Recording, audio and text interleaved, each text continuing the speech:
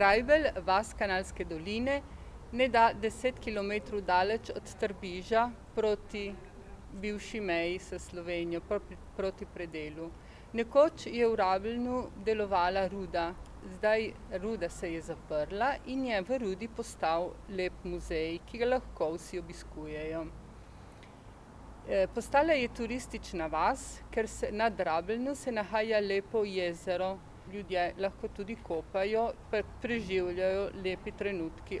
V Rabelj, ko je delal še rudnik, so prihajali rudniki tudi iz bliže takratne Jugoslavije in so delali v rudniku. Jaz vam bom pripovedovala legendi o rudarski vasi Rajbelj. Rudarska vas Rajbelj, ki se danes po italijansko imenuje Cave del Predil in po slovensko pa Rabelj, je mračno prizorišče starodavne legende, v kateri nastopajo njeni ošabni in sebični prebivalci in samo en dober in milostljiv vaščan. 2 uri hoje od Trbiža leži vas Rabelj, ki so jo v starih časih imenovali Rajbelj. V objemu visokih gora se v njeni neposredni bližini razprostira čudovito jezero. Kjer danes leži jezero, se je pred mnogimi leti nahajala ljubka vas, obdana s travniki in polji, ki so vsako leto nudili obilno letino in omogočali brezskrbno preživetje krajevnega prebivalstva. Ker vas ni imela nikakršnih gospodarskih težav, se je enostavno požvižgala na prijaznost in dobrotljivost. Njeni prebivalci pa so bili sebični in ošabri. Ko je kak revež potrkal na vrata, so ga zgrda spodili. Beraču pa so namesto s kruhom postregli s psovkami in z žalitvami. Nekega večera je v Rajbelj prišla revna žena, ki je v rokah nosila ljubkega otročiča. Več dni zapored nista jedla. Revica je trkala od vrat do vrat, proseč za kos kruha, zase in za otroka, ki je bil tako šibak, da sploh ni mogel več jokati. Potrebovala sta tudi prenočišče, vendar so jima vsi z zasmehovanjem in zmerjanjem zapirali vrata. Gospa je bila sestradana in od mraza je vsa drgetala. Zelo jo je prizadela hudobija krajanov in ni vedela, kako naj bi zavarovala otroka pred dežjem in vetrom. Začela je jamrati: "O Bog, a si morda zaslužim, da me vsi podijo? Kaj je moj ubogi otrok zagrešil, da z njim tako grdo ravnajo?"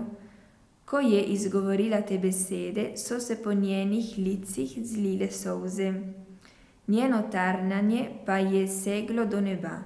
Ko se je že skoraj udala, da bo prespala noč na odprtem podsmreku, je na koncu vasi zagledala kočo.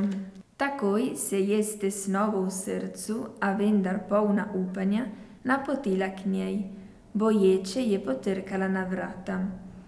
Prikazal se je starček z belo brado, ki je v smiljenju sprejel gospo in njenega otroka.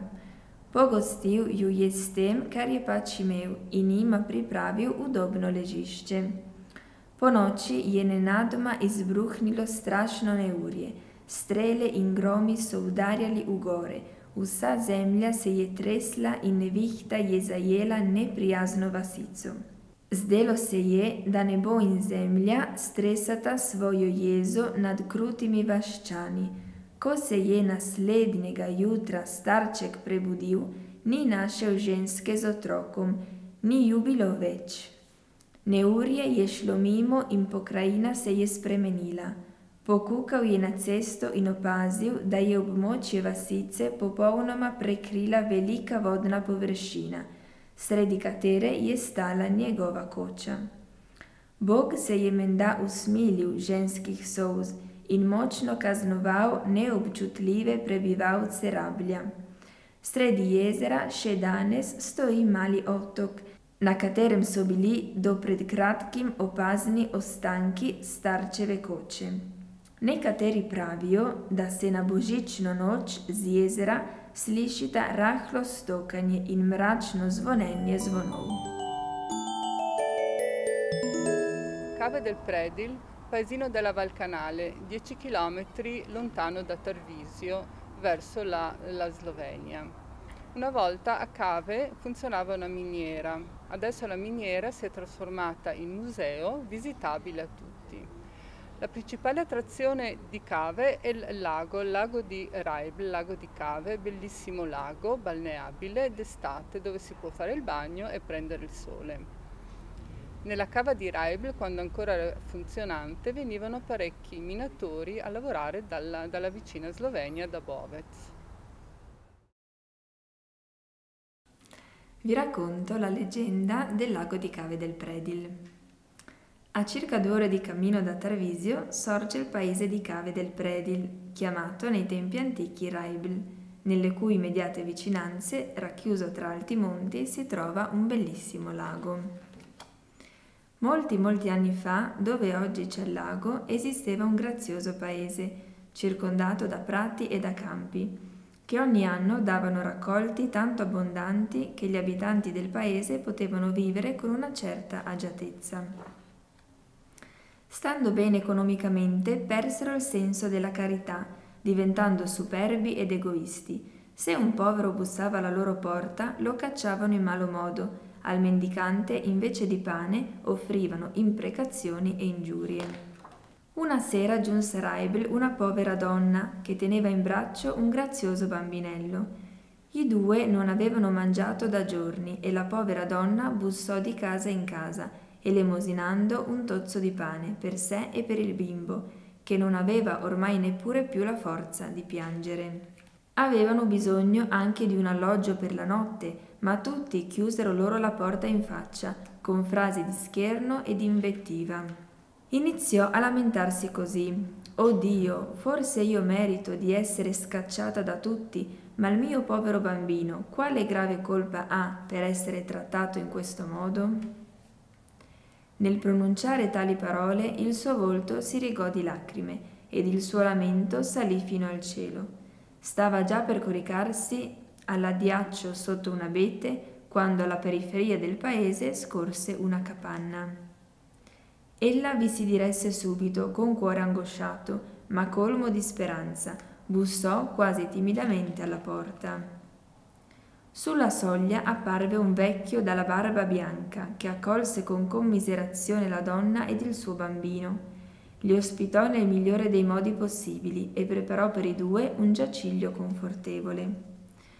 Ad un tratto, durante quella notte, scoppiò un terribile temporale. Lampi e tuoni scuotevano le montagne, tutta la terra tremava ed un nubifragio si rovesciò sul borgo inospitale. Sembrava quasi che il cielo e la terra scaricassero la loro ira su quegli uomini senza cuore. Quando al mattino seguente il vecchio si alzò, non trovò più la donna ed il suo bambino, erano scomparsi. Il temporale era cessato ed il paesaggio non era più quello di prima. Affacciandosi alla porta, vide una grande distesa d'acqua là dove prima c'era il paese. Da essa emergeva solamente la sua capanna. Iddio, commosso certamente dalle lacrime della donna, aveva voluto infliggere un duro castigo agli uomini insensibili di Raibl.